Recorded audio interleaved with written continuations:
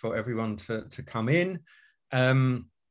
So again, on behalf of the World Zionist Organization here in the UK and us, the Zionist Federation of the UK and Ireland, thank you all for taking some time out of your to join us. We hope you are all staying well. And with this, what seems to have been a very long lockdown, we hope you're all staying sane as well. This evening, this evening is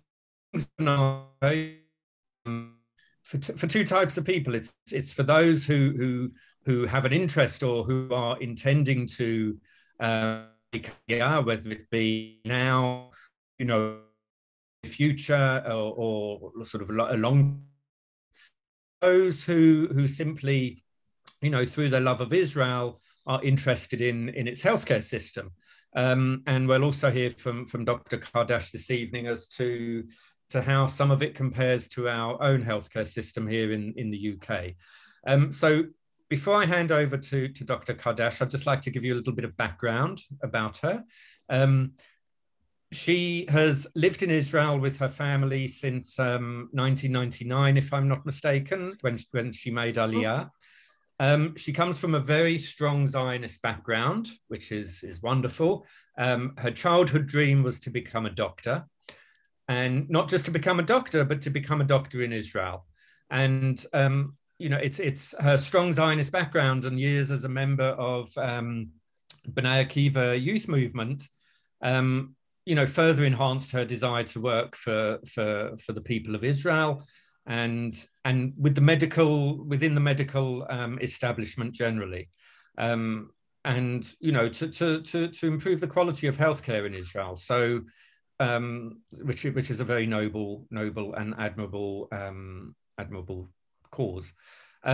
So, her ongoing mission, because it is an ongoing mission for Dr. Cardash, it has seen her being rising to the position of medical director for the Maccabi Kupat Olim in Jerusalem and the Shfela regions. And in this position, she is responsible, these numbers are astounding, for 1,500 doctors and 600,000 patients. I mean, to me, those numbers are frightening, but I'm sure to Dr. Cardash, it's something that she handles with absolute professionally and with ease. She also works very closely with Nefesh B'Nefesh, which helps people to facilitate their Aliyah. And she has created for Nefesh B'Nefesh a guide to actually navigating the Israeli healthcare system, which she has presented over the last 21 years to innumerable, countless potential olim, immigrants seeking to make Aliyah or who have made Aliyah, at Nefesh B'Nefesh Aliyah fairs, and also to new olim immigrants in the community. Dr. Cardash is now the go-to doctor, and often the Aliyah councilor, not only for her patients in her huge catchment area, but also for olim immigrants in general, and of course other medical professionals, excuse me, who are seeking to make Aliyah themselves. So I think without further ado, I shall hand you over to Dr. Tanya Cardash, who really, is the embodiment of the Zionist dream and who has succeeded in making a significant contribution to the state of Israel. So, Dr. Cardash, it's my honor to hand you over the virtual floor, so to speak. Okay, well, thank you very much for the introduction. It's great to be here with you this evening. And I'll repeat, I hope you're all staying well and you're all looking after yourselves. I'm going to talk to you a bit about the healthcare system. I'm just going to actually share my lecture so you can actually all see it. Okay, so hopefully you can now see the lecture. Now, what we've decided would be the correct thing to do is if I will present you the lecture, and then afterwards I will leave time to answer questions. It's important that the questions that you ask me are general questions about the healthcare system and not go into your personal details about specific medical conditions which you may have. I will provide you and will write in the chat box at the end an email so you can be in contact with me if you have any personal questions or you want to check things out near to the time where you're making Aliyah. So I'm going to start. As you probably can hear from my accent, I was born and bred in England. I grew up in Kenton, and I went to medical school, University College London Medical School. And at the age of 24, having finished medical school and my house jobs, I came to live in Israel. So let's get going.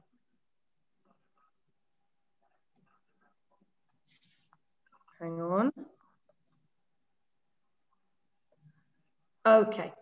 So first of all, to give you a little bit of background on the Israeli healthcare system.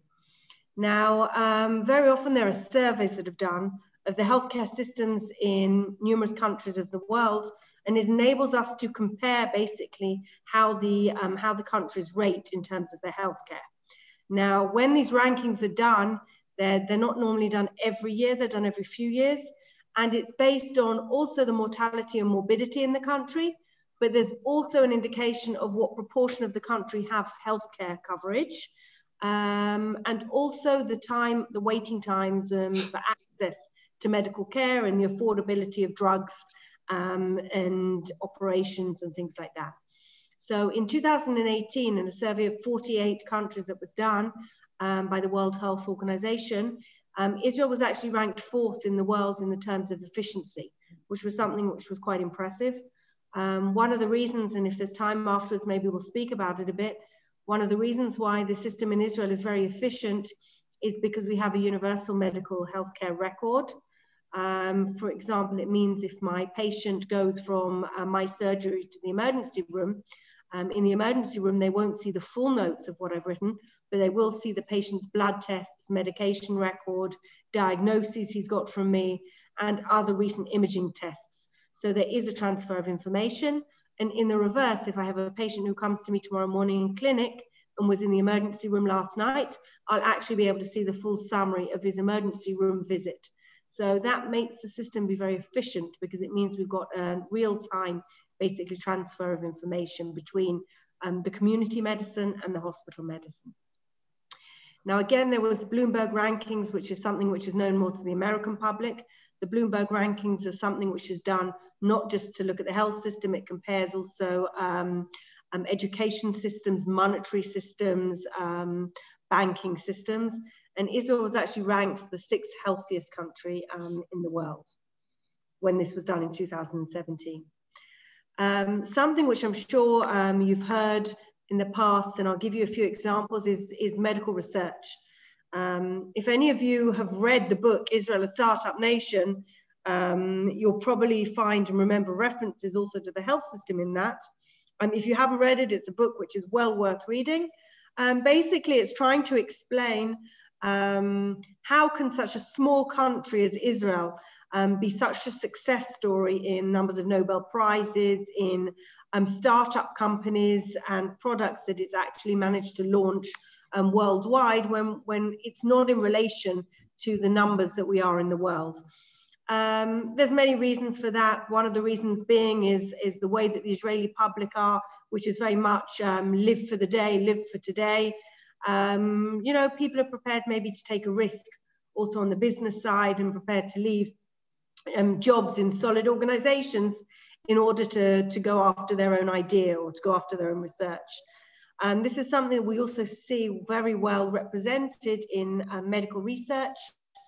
Medical research is actually over 50% of all of Israel's scientific publications. And we actually don't just publish, but we use this information to allow us to develop new pharmaceuticals and treatments. I'm sure many of you know that Teva, which is an Israel-based pharmaceutical company, is actually the world's largest production of generic medications. Again, Israel's a leader in stem cell research. We've already got trials going on to cure Parkinson's disease. There's another very big trial which is helping people rejuvenate their spinal cord after younger people have been in car crashes, accidents during their army service and have become paralyzed. So we're actually quite forward in that.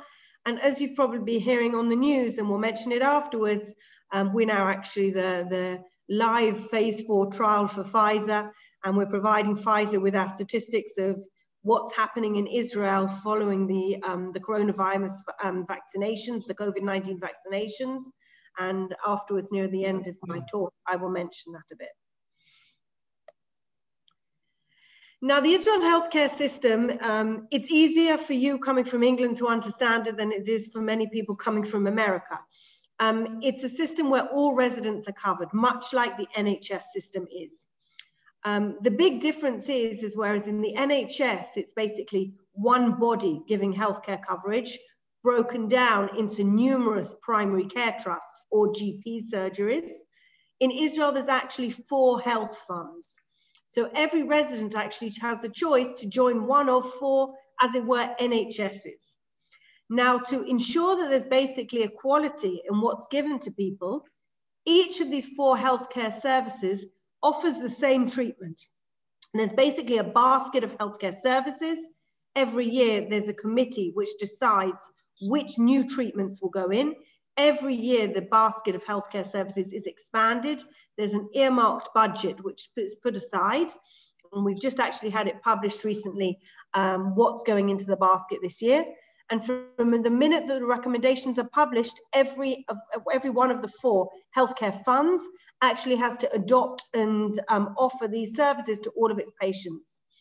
This also ensures that there's no differences according to your postcode or where you live. So there wouldn't be a situation where someone living in a certain area could get access to a medication and someone in another part of the country wouldn't be able to do so. Now, how's basically the system funded? The system's funded from a few sources. One of the major sources is basically we all make from our pay slips, our paychecks, a national insurance contribution. And out of that national insurance contribution, a certain proportion of it, about 6%, is actually taxed at source and goes towards healthcare, and that's called the healthcare tax. It's on a sliding scale, as the more you earn, the more taxes you pay. So the payment is made according to what you earn and not what actually you take out of the system, which enables basically the system to carry on funding itself. On top of that, there's money that's put aside by the government specifically for healthcare. And that basically tops up the kitty of the money which is going to be available for the healthcare budget. That sum of money is then divided to the 4 healthcare funds according to their percentage of coverage. So if one healthcare fund has got 40% of the population, then they get 40% of the money. There is some adjustment for the age of the patients that they cover, whether they're male or female, and where they live in the country. But that's in their budget. And each health fund uses this money to supply care, to employ doctors, and also to pay for services that its patients will use from the hospitals. So we take out contracts, as it were, with the hospitals to do surgeries and to admit patients. If someone makes Aliyah, you get the first 6 to 12 months free of paying taxes for the healthcare system as an olim. If after the first 6 months you've started working already, you do have to contribute like everyone else. If you're not yet working, you get an extra period of exemption.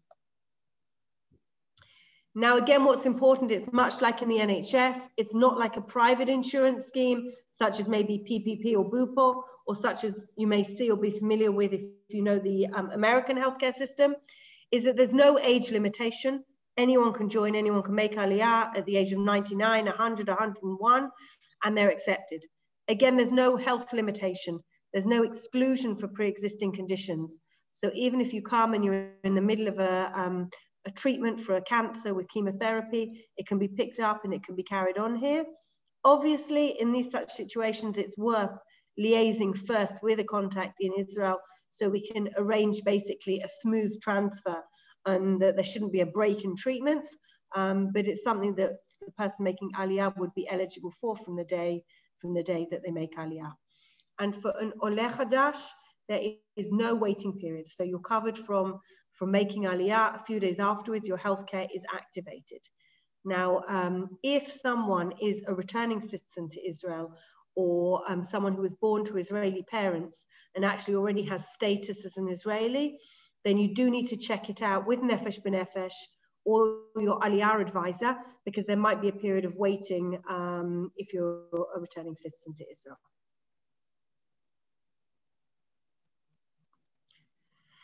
Now, how does one decide which of the 4 health funds to join? As I mentioned to you previously, there's 4 health funds. The way really you can choose to join is where you're going to live is a big factor. Some health funds have much stronger penetration in different parts of Israel than others. Some really have a lot more of the Anglo olim. Maccabi was traditionally set up where I work and where I came when I made Aliyah, was originally set up by a group of doctors who made Aliyah from Europe and actually liked the idea of giving medicine in their home, in their private clinics, rather than in the more communal clinics, which was set up by the Klalit. And so to this day, a large number of doctors making Aliyah have joined Maccabi as doctors.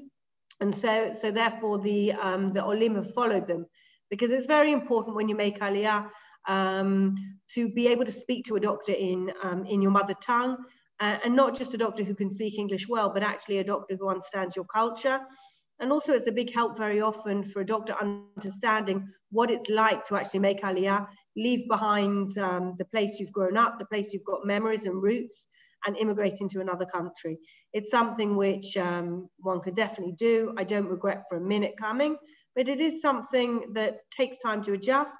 And sometimes if there's someone on the other end who understands your the stages that you're going through in your immigration into Israel, it's a big sense of help and support. So again, very often, which health fund you join is going to be dictated where you're going to be living. If you happen to be going to live in a kibbutz in the north of Israel, where the health fund clinic on the kibbutz is Klalit, then it's worth you joining Klalit.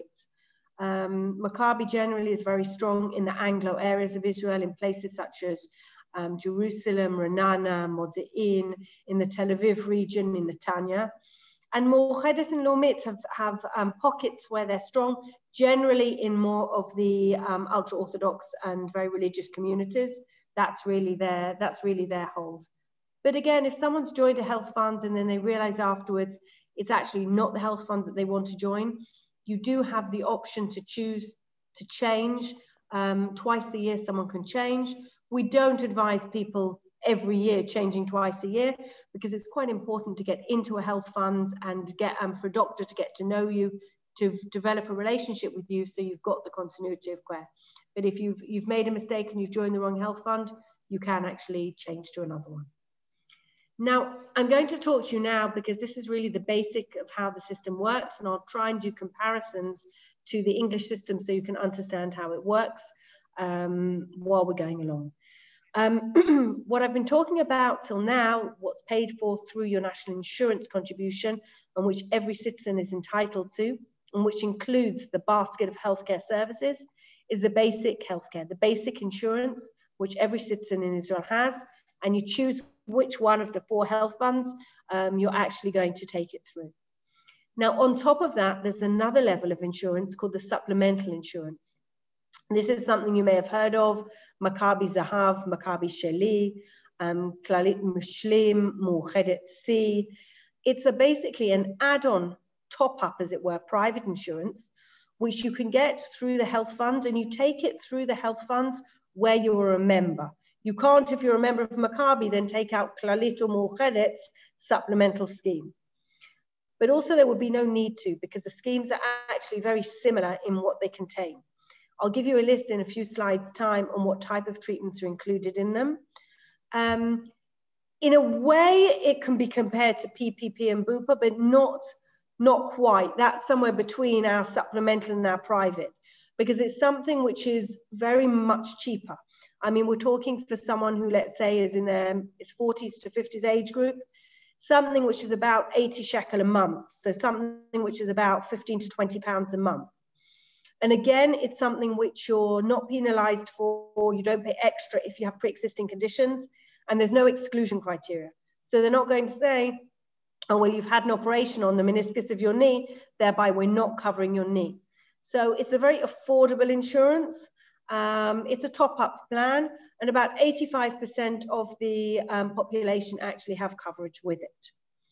Now, the further level up, which are quite a small proportion of the population have, maybe 20–25%, is top-up private insurance plans, which generally people take out just for things such as transplants abroad, or choosing to have an operation abroad, or keeping their private plans in another country. For example, if someone's made Aliyah and their entire family is still in a foreign country, and let's say they needed to have a surgery, a hip replacement or something, it could be that they would choose to go back abroad to actually have this operation. Another thing I mentioned now is transplants. It's something which is always a dilemma and always comes up. As in most civilized countries in the world, there is a transplant list. And if someone needs a transplant, they go on that list. Now, it's not just a function of how long you're on the list, whether you would get an organ donation. It's also the situation, your medical condition. Because it could be if someone was in a worse condition with than you and an organ came up, they would jump higher up on the list, even though they'd actually been there less time. So there are some people who will take out a private policy, which would enable them to travel abroad to places such as Turkey, other places in Europe as well, to actually do a transplant off list, as it were. These insurance policies won't allow you to jump the list in Israel, but there are countries that we all know about that will basically allow people to buy in to the organs in order to help fund the healthcare systems. Now, we're going back now to the basket of health, the basic level that I was talking about. That covers doctor's visits, blood tests and imaging studies, hospital admissions and surgeries, paramedical treatment, meaning speech therapy, physiotherapy, occupational therapy, seeing social workers. Dental care until the age of 18 or over the age of 75 is covered in the healthcare system. There are also certain other illnesses where you also get free dental care, such as having an oncological condition, or if you have a genetic condition of the face, mouth, teeth, such as a cleft palate. Also treatments will be free of charge and in the healthcare basket, and mental health care, such as seeing a psychiatrist. Now, what's not included in the healthcare basket and is actually in the supplemental schemes, there's a subsidy form, we'll come to that on the next slide, is dentistry from those who are between the age of 18 to 75, optometry. By optometry, I mean eyeglasses and contact lenses. To actually go and see an eye specialist, an ophthalmologist, you can, and that is in the plan. So treatment for cataracts, glaucoma, and all the eye conditions that you're familiar with is in the healthcare plan, just not the purchase of contact lenses and glasses. And chronic nursing care also isn't actually part of the healthcare plan, and we'll address that later on in the lecture. Oh, I'm sorry, I've jumped a slide. Now in Israel, much as you're familiar with in England, your primary care doctor or your general practitioner is your case manager. He is the gatekeeper of the system, and he helps direct you to the necessary specialties if you need basically another consultation. Now, in Israel, it differs remarkably to England, because in England, the majority of the doctors who sit in the community are actually the general practitioners alongside the practice nurses. Whereas in Israel, other specialties aren't only restricted to being the hospitals, they're actually also spread out in the clinics. So what would happen, for example, is to get a cardiologist who would have his day job in the hospital, but then 1 night, 2 nights a week, he would actually sit in one of the healthcare clinics, very often in an area close to where he lives, and he would give consultations there. Now, this makes the system more efficient and allows better access.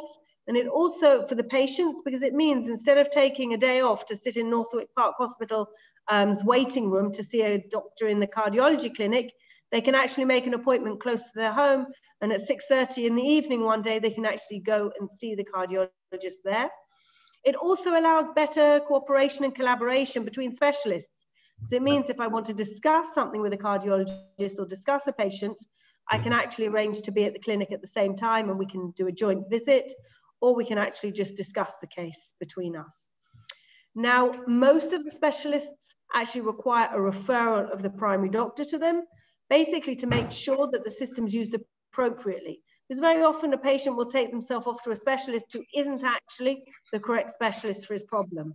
Someone might be short of breath, and the GP might realize it's actually a cardiac problem and not a respiratory problem. So it's important to go via your general practitioner. There are some specialties in Israel where you can go directly without a referral. Those include orthopedics, obstetrics and gynecology, ENT and dermatology, all of which can be found in your local healthcare clinics. Now, I mentioned to you before, I've explained to you how the referral works. Most patients see the specialists of secondary care in the clinics where their primary care doctor works. There are some situations where you'll be referred on to see a doctor in a hospital for what's called more tertiary care. That would really be in the question of oncology, hematology, things that actually need a multidisciplinary team which is coordinated in the hospital.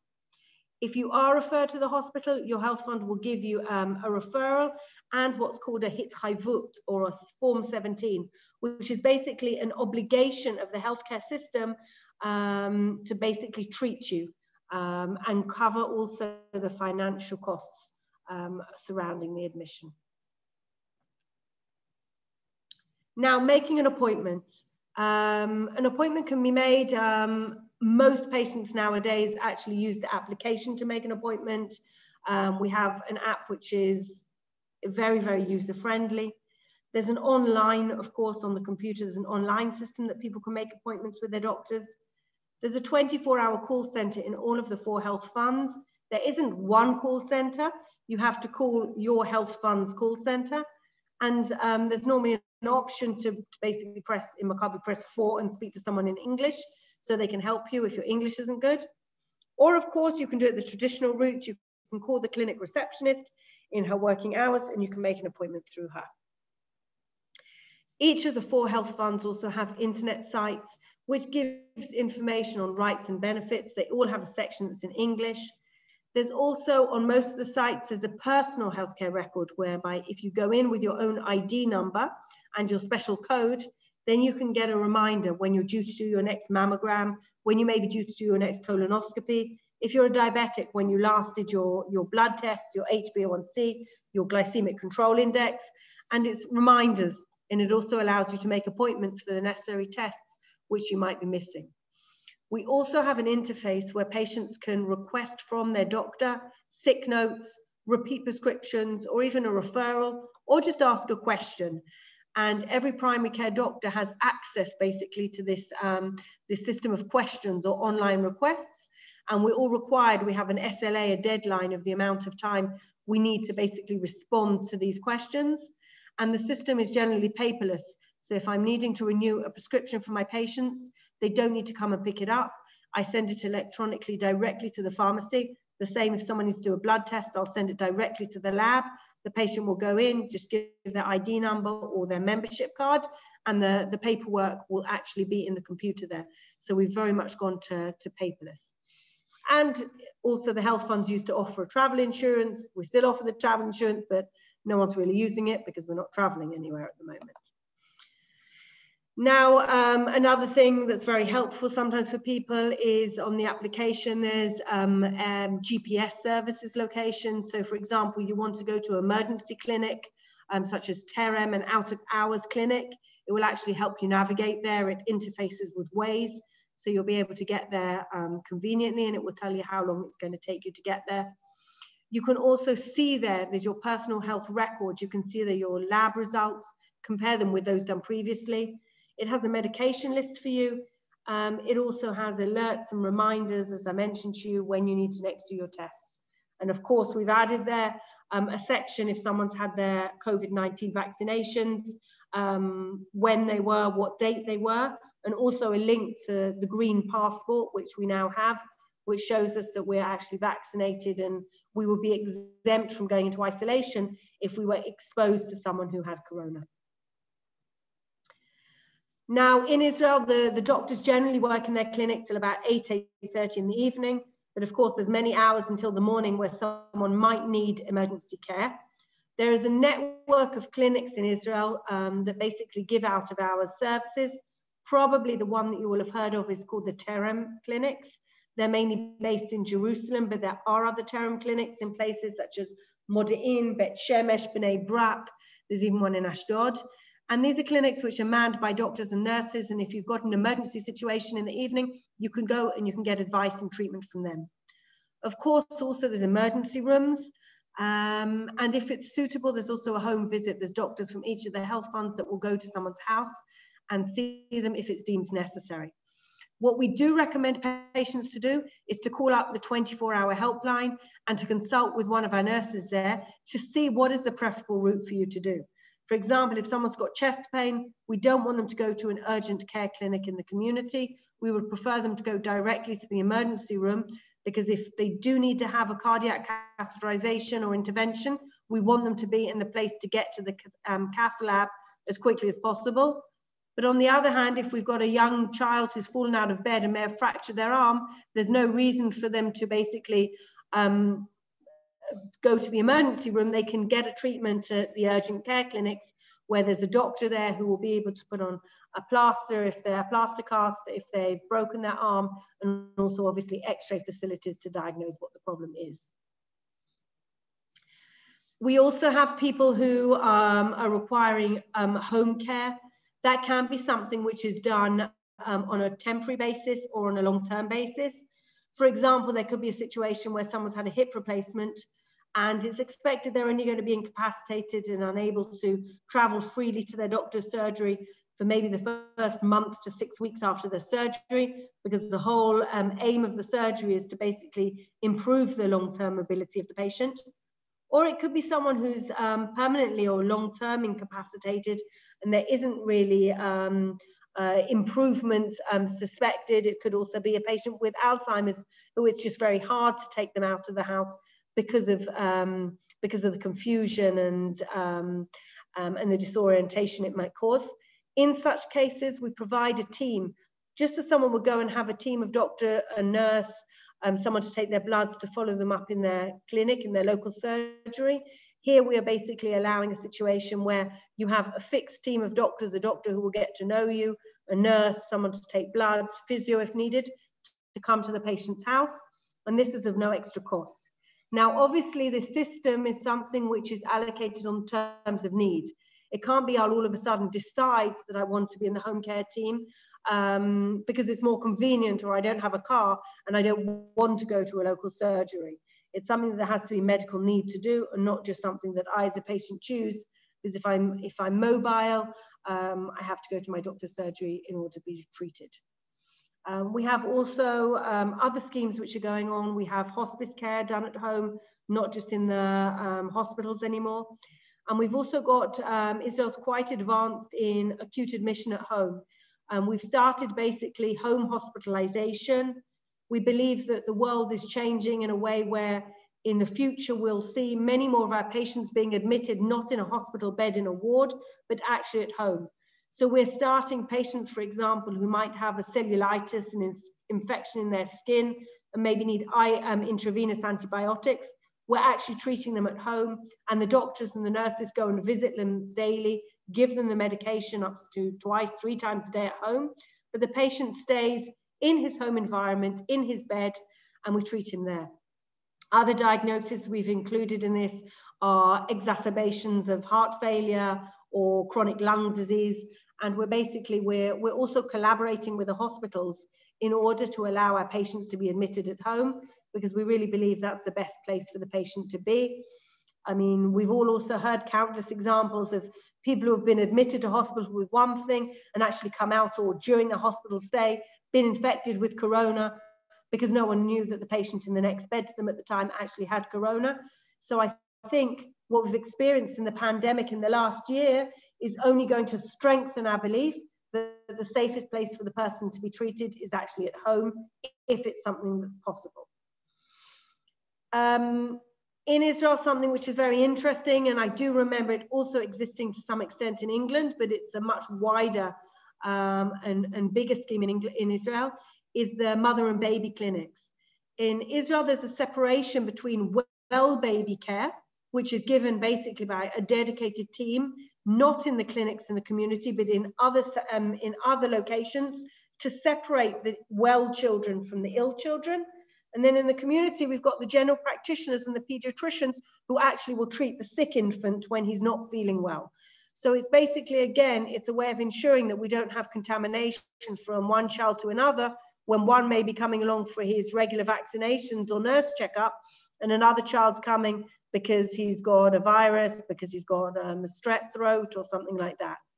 Now, these clinics give advice on nutrition, breastfeeding, child development. The child has regular checks there to check there's no developmental milestones that are being missed. There's advice that's given on safety in the home to prevent accidents, how a child should travel in a car with car seats, and of course they get their immunizations there. I mentioned to you before, if you imagine now we're jumping to the second level on the pyramid that I presented to you, the supplemental health insurances, which again, most of the country take out, even though it's optional. We've got 85% plus of the population actually with these schemes. There's no exclusion criteria. You can choose which level you're taking out. And the cost is dependent entirely on the patient age, not your pre-existing conditions. For a child, it's about 8 shekel, about £2 a month. For someone who's in their 40s, 50s, it's about £15 a month. And the maximum really is about 100 shekel a month, 110 shekel a month for someone 80 plus. So again, that's probably about £25 a month. There's very little difference in the benefits between the health funds, and there's immediate coverage for olim who sign up to these schemes within 90 days of making Aliyah. So there's no waiting period. Sorry, I jumped. Examples of things which you might get in this supplemental scheme. Medications which aren't in the healthcare basket might be subsidized at 50% cost. You can choose to see off-list, basically, specialists. There's a list of specialists who aren't directly working with the health funds. They're generally directors or deputy directors of hospital wards or departments. And you can go and get a second opinion from them or a private consultant. And 85% of the cost will be paid by the health funds. You could choose to have a surgery in a private hospital, such as the Asuta network of hospitals or a Herzliya Medical Center, if you're in Clalit. There's very heavy discounts on complementary healthcare treatments, such as tweener, medical massages, acupuncture, reflexology, chiropractic, osteopathy. For those people I mentioned previously who haven't got free coverage of dental care, those who are between the age of 18 to 75, there's subsidized dental care and treatment, including subsidized orthodontic treatments, even for adults, in the dental clinics, which are run or associated with the health fund that you belong to. Now, in Israel, I'm going to mention this very briefly. There is something which is called disability insurance. It's not something which is in the healthcare basket. It's something which you take from the government, from what's called Bituach Leumi, from the National Insurance Institute. And this basically is a stipend that would be paid to someone who is of working age, i.e. from 18 till the age of retirement, but is unable to work because of a healthcare problem. So these people would come in front of a committee of doctors, healthcare professionals, who would assess the medical condition and how it affects basically a person's ability to work. And if they felt that the person's working capacity was reduced because of a medical condition, then they would basically be given a monthly stipend, a monthly amount of money paid to them to compensate them for this. What's important to know in Israel is you can actually even be on 100% disability, but you can actually go out and get a job as well. So it's a system which basically encourages the person, even though you could be disabled, it could be that you could still go and get a desk job somewhere, and it wouldn't cancel the stipends that you were getting from the government, because we think overall it's much healthier for the person to integrate into society, and if they are able to work, then they should work, because it's much healthier for them psychologically in the long run.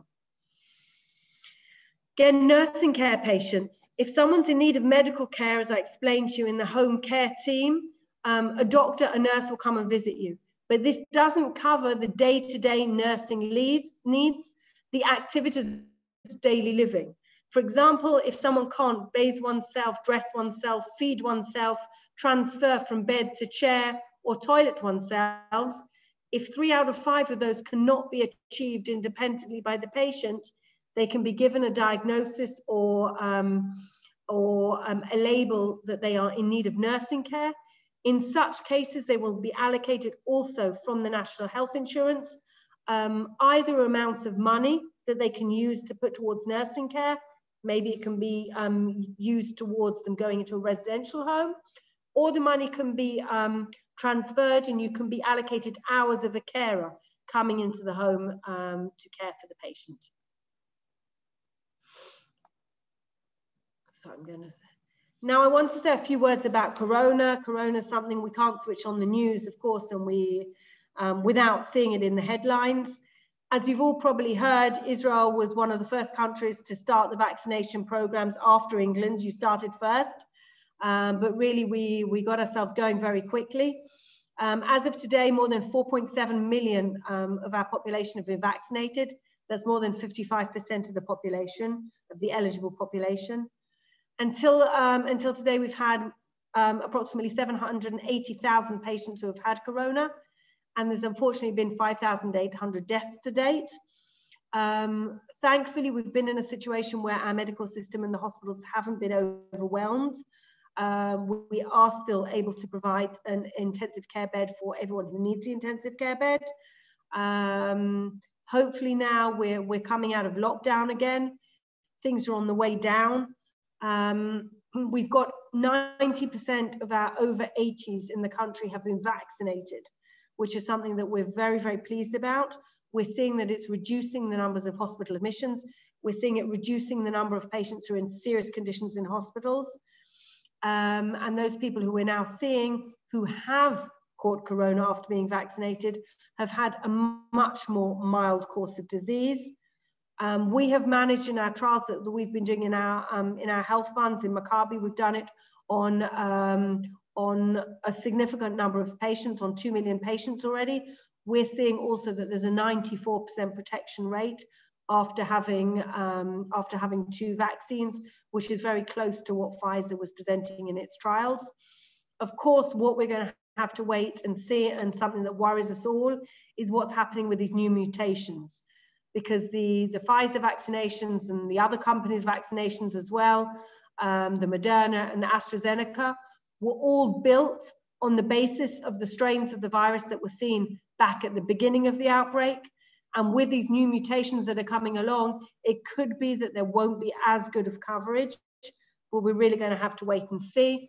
It's really quite known now, and the question is going to be when we're going to need it. I think it's quite accepted that we're going to all have to have a booster to ensure that we've got ongoing immunity. The question is going to be if it's going to be a year after the last round of vaccinations, or it's going to be 6 months.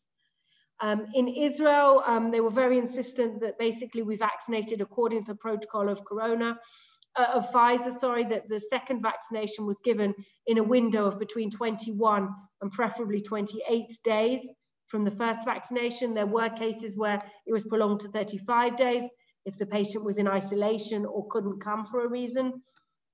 And they haven't done what I believe you did in England, whereby they decided it was correct to vaccinate more people with 1 dose on the expense basically of having 2 doses given at the recommended interval. You know, we don't really know what the answer is. There hasn't been enough time for trials to be done on all of the combinations of dose spacing, but I'm sure both decisions were based on evidence that was known to date. In Israel, we've been given, you can see here, and there's also something else which has come out, which is called a Tav Yarok, or a green certificate as well. From 1 week following the second vaccination, everyone was able to enter the health ministry site and download themselves a green pass. This green pass is basically going to allow the lockdown, which is being opened, has been opened on a number of tiers. It's been opened far more extensively for those people who have been vaccinated or have had Corona themselves. For example, they will be allowed to go into gyms, swimming pools, hotels, leisure activities, concerts and things like that. Whereas someone who hasn't had 2 vaccinations and isn't a week after the 2nd vaccination or hasn't had corona themselves won't be admitted to these leisure and extracurricular activities. So I hope I was able to provide you in that talk with, with a basic understanding of the Israeli healthcare system, and we're going to open it now for some questions. Okay, thank you very much, Dr. Cardash. Very informative. I just see that she's taking a quick call, so bear with us while she comes back online to us, and we'll ask as many questions as we possibly can with the time that she has available. If anyone else has any questions, please do feel free to submit them now in the chat. So okay, sorry, hi, I'm back. no worries. So I'm going to, we've had quite a few questions submitted. So the first one is from someone who's saying, from Joel Hagioff, saying that he has just booked some Chinese acupuncture through his healthcare provider in Israel, and he's just pointing out that they do alternative medicine as well. So is that something? I mentioned that. Right. So is that something that all all of the supplemental healthcare? Yeah. Okay, and that's something that they all do. Okay. I mentioned that they do acupuncture, reflexology, massages, tweener, osteopathy, chiropractic. We have another question here. Are patients registered with a specific GP in the same way as they are here in the UK? Patients are registered. Patients can choose their GP. It's a much more flexible system. Generally, you choose which healthcare provider you want to go to, and you're able to choose, you're able to move between general practitioners. Also, if, for example, your general practitioner is away, very often you can see someone either in the same practice or in another practice. The system, it is recommended in the system that you have someone who is your primary healthcare provider, because there's obviously an advantage to the fact that someone knows you and knows how, knows your history, rather than you just going to anyone. Okay. There's a question here that on the surface seems quite interesting. You've stated there's 4 funds or schemes. If the system is basically underwritten by taxes, your national insurance contributions, wouldn't a more unified scheme work better? Well, that would be basically what the national health system is. Indeed. The whole advantage, there being 4 different health systems. I mean, it originally came about because there was one system which was very much a union-based system, and there was groups of doctors who made Aliyah, and they didn't want to be, as it were, part of the union. They wanted to be independent. But there is a lot of advantage to managed competition. If there's one healthcare system, there's not necessarily the need and to strive to improve and better the services you get, because obviously each health fund wants to attract more members to it, because the only way basically the health funds get their budget, get their money, is by increasing the proportion of the population that are insured by them. So there is a built-in managed competition system which ensures, I think, a high level of care. Yeah. And that's the basis of the system which there is in Israel. Okay. Another question here. What extras do you get with the supplemental insurance? I mentioned that was a slide a few slides ago. I'll show it to you again. Just for the benefit of everyone here. Here we go. Examples I gave you were medications which aren't in the healthcare basket, are subsidized, second opinions with specialists who aren't in the plan, as it were, but they might be recognized specialists, heads of departments in hospitals. You can choose to have a surgery. You might need an elective surgery in a private hospital with a private doctor. You can get discounts on the complementary healthcare treatment. That was where I mentioned the acupuncture, the reflexology, the chiropractor, the osteopath, and also for those who don't have dental care treatment free because they're over the age of 18 but under the age of 75, they can get subsidized dental care treatment here. There is also other services. Someone needs home heart monitoring, they can join up. A system whereby that over the phone they can monitor your heart rate, they can send you out someone to check you if you're not feeling well. You know, they're examples of things in the supplemental system. Great, thank you. Another question here: if one makes Aliyah as a retiree, i.e., so they're not paying into the national insurance through their paycheck, what health cover is available for them? They have exactly the same healthcare, and someone who isn't basically earning anymore, they haven't got a salary, they will pay basically to the national insurance a sum of money. It's about 120 to 130 shekel a month, about 250 shekel for a couple. It fluctuates a bit with you know, every year. So we're probably talking something in the realms of £35 each a month. That isn't just covering healthcare, that's basically covering all of your national insurance benefits. Now, if there is a situation whereby someone actually can't afford to pay that money, again, they won't be denied health insurance. They'll be means tested by a social worker, by someone, and if it's genuinely a situation where someone hasn't got the money to fund it, they will be granted basically healthcare without having to contribute anything. Okay. Great. Another question here. You mentioned earlier there was a question about can people, you know, are they assigned to a GP like we are here in the UK? Someone's asking here, what options are there for a patient to select a specific surgeon to perform their surgery? Well, that's again, first of all, it depends what the surgery is. It depends if it's an elective surgery or an emergency surgery. We'll leave aside an emergency surgery because if someone goes in and they've got a burst appendix, well, they're going to have the person who's on call in the hospital to operate them on. Sure. Let's go to an example of a hip replacement. First of all, people can choose which hospital they want to go and have the operation with. They can choose to some extent, if they've met a doctor, an orthopod in the community, very often he will take his patients and he will operate on them. But there's another option, which if you have the supplemental healthcare insurance, you can basically choose to go to one of the options of private hospitals, such as Asuta or the Herzliya Medical Center. And you can basically have the admission covered by your health funds.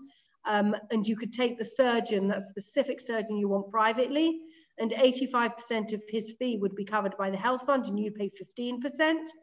And this option of taking a surgeon privately is also offered in the Jerusalem hospitals of Hadassah and Shaarei Tzedek. So you do have some ability to choose basically your surgeon. Great, okay.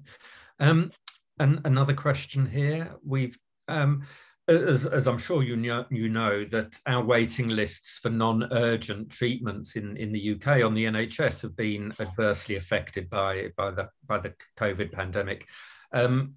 Is it the same in Israel? Have waiting lists for non-urgent treatments been adversely affected? No, they haven't. I mean, there was a time in the first lockdown, yes, back when, if we're talking about back, let's say last March to April, May time, right, elective surgeries were cancelled.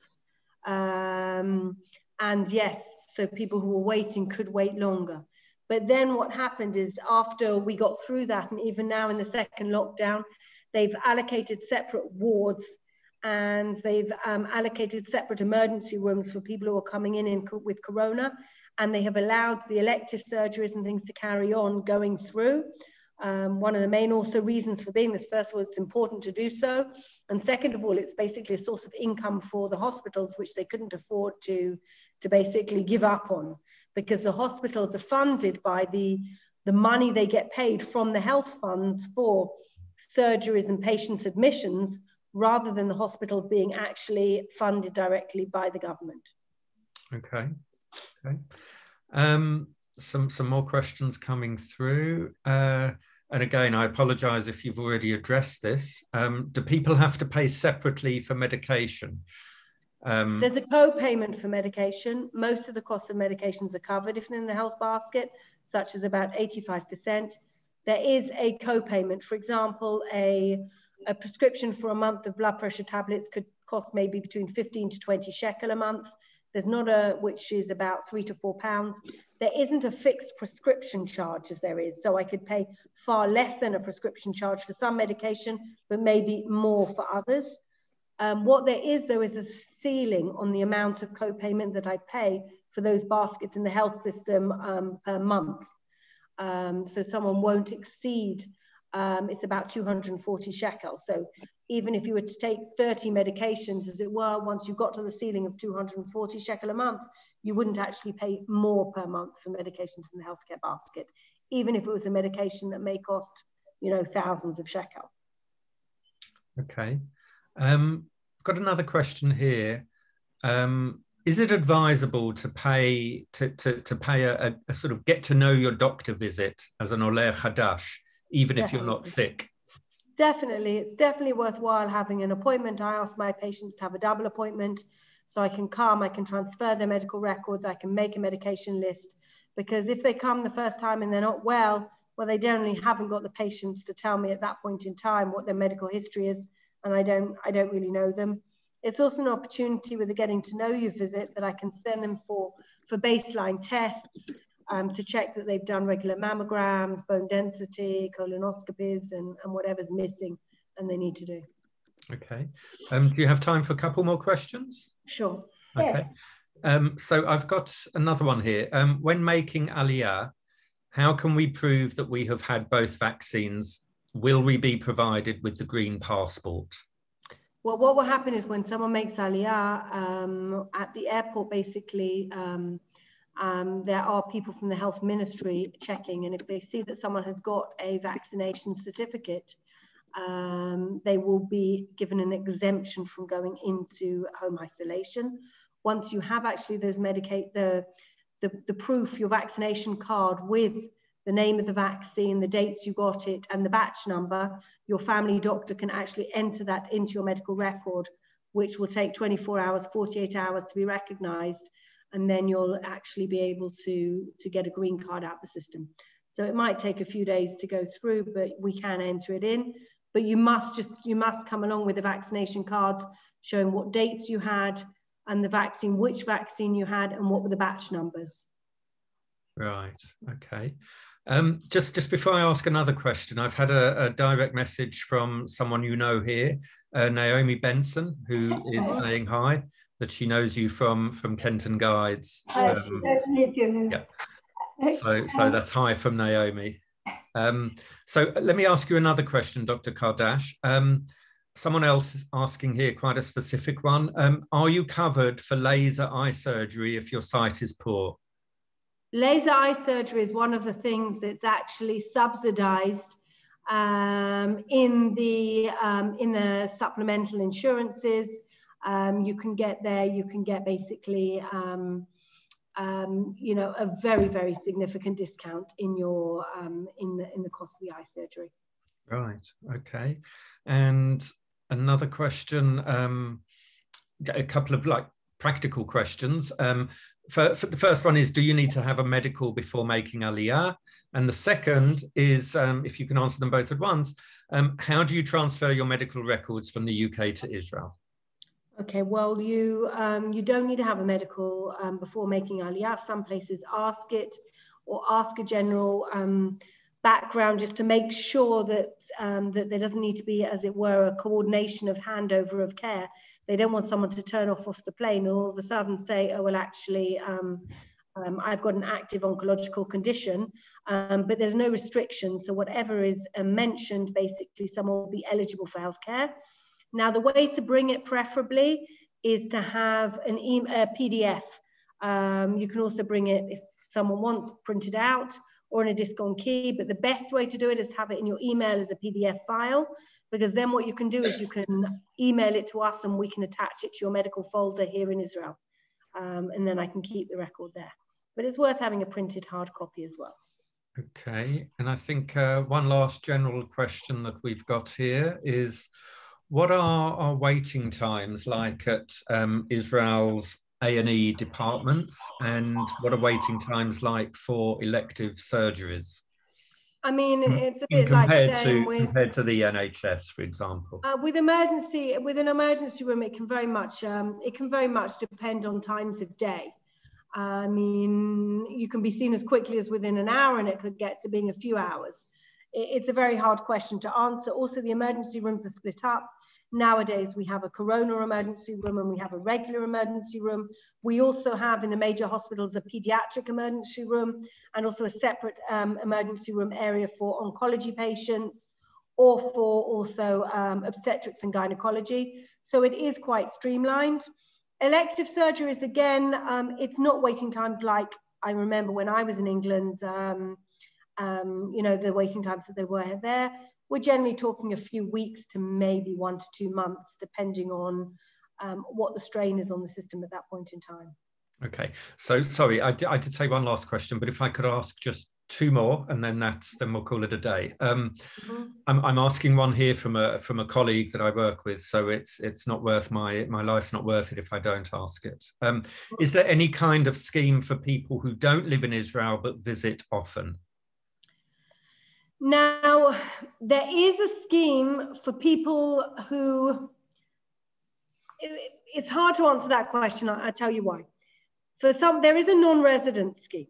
Okay, there are a few non-resident schemes available and some of the health funds actually offer one. Let's say someone's come for a year on a gap year, or let's say there's a situation whereby someone's come to Israel for the year and they don't want to yet make Aliyah. They want to decide if it's right.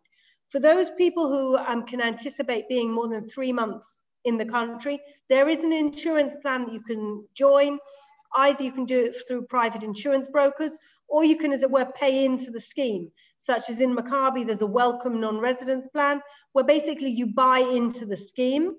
It isn't exactly the same. The way you access healthcare is the same, but you may be paying a higher cost if you've got pre-existing conditions, or you may even be told a certain pre-existing condition won't be covered. But that's less of a scheme which is suitable for someone going in and out the country. For someone, let's say, who's only coming for 2 weeks a year, twice a year, or 2 weeks twice a year, they're better to do it on a travel insurance scheme from the UK. These schemes aren't really set up for someone who's like the occasional tourist. They're more for someone who's in Israel for a few months minimum. Okay, and I think we'll make this the last one now. Quite a specific one. When we talk about prescriptions for people who suffer from an underactive thyroid and have no spleen, is there an option to have a free prescription for all necessary drugs? I guess that's a little bit like here in the UK. If you have a certain underlying conditions, then you don't pay for your prescriptions for any medications, regardless of whether it's specific to the condition or not. Well, in Israel, there's different tiers of things. There are some medical conditions where you're exempt from payment for all of the medications. There's other medical conditions where you're exempt only from payment for the treatments connected to that condition. And then there's a third category of those who can't afford to pay will be given vouchers, which they can use in a pharmacy to allow them to cover costs, which is more of a social, basically, a social system. So there shouldn't be a situation whereby someone who is below a certain income level can't afford to have medication because they haven't got the money to pay. But your regular patient who's just got high blood pressure and can afford to buy his medication won't get his blood pressure medication free. But if you have HIV, if you have an oncological condition, then a large proportion of your medications will be without charge. Okay. I keep saying that's the last one, but someone here has actually emailed in a question as well. It's very specific to Maccabi. So Maccabi, like the other Israeli healthcare providers, offers for additional subscriptions and benefits over the obligatory statutory requirements. In the case of Maccabi, there are 2 options, Maccabi Zahav and Maccabi Sheli. What are the benefits actually provided by these options? The gentleman who's posted the question has said that he's studied the online information, but he just cannot see precisely what is offered. Okay, well, there are differences there. There are links on the website explaining in columns what's covered in it. There's actually a brochure there, which is called Maccabi Supplemental Schemes, and actually lists the comparisons. Generally, the big difference is the dental care, which is much more highly subsidized than the Maccabi Sheli. The Maccabi Sheli is more lifestyle changes. You can get in the Maccabi Sheli, you can get sessions very cheaply with a private trainer. There's a much larger discount if you wanted to have, let's say, laser hair removal, laser eye treatment. It's more, as it were, lifestyle things rather than the medical care, which is in the supplemental. But of course, everything in the Sheli, you have everything that's in the Zahav, the lower scheme, plus the extra lifestyle changes. Okay, well, I think that was a very insightful presentation from you, and I'm sure a very useful one for many people in the audience. Dr. Cardash, you did mention earlier that you would share your email address. Yes. So if you could share that in the chat, that would be much appreciated. For those of you who are still with us this evening, we have some events coming up. The ZF are very excited about an exclusive interview that we've got coming up with the Israeli Health Minister, Yuli Edelstein. Details will be sent with the follow-up email to this webinar. That will be done at some point tomorrow. So do make sure to register for it. And so that's that event. We have a couple of very interesting events to celebrate the International Women's Day, which is on March the 8th. So again, I'll put details of all these events in the email that I send out to you tomorrow with a link to this evening's webinar. So again, on behalf of the WZO UK and the ZF in UK and Ireland, thank you very much, Dr. Cardash, for your time this evening and for your very valuable insight. And we hope that you get to see some of the audience in the future as your very own patients. And thank you to everyone in the audience for joining us. Stay safe, keep well, and keep an eye out for our future events. Thank you, everyone. Take care. Thanks, Tanya. Bye. Oh. Very interesting. Thank you.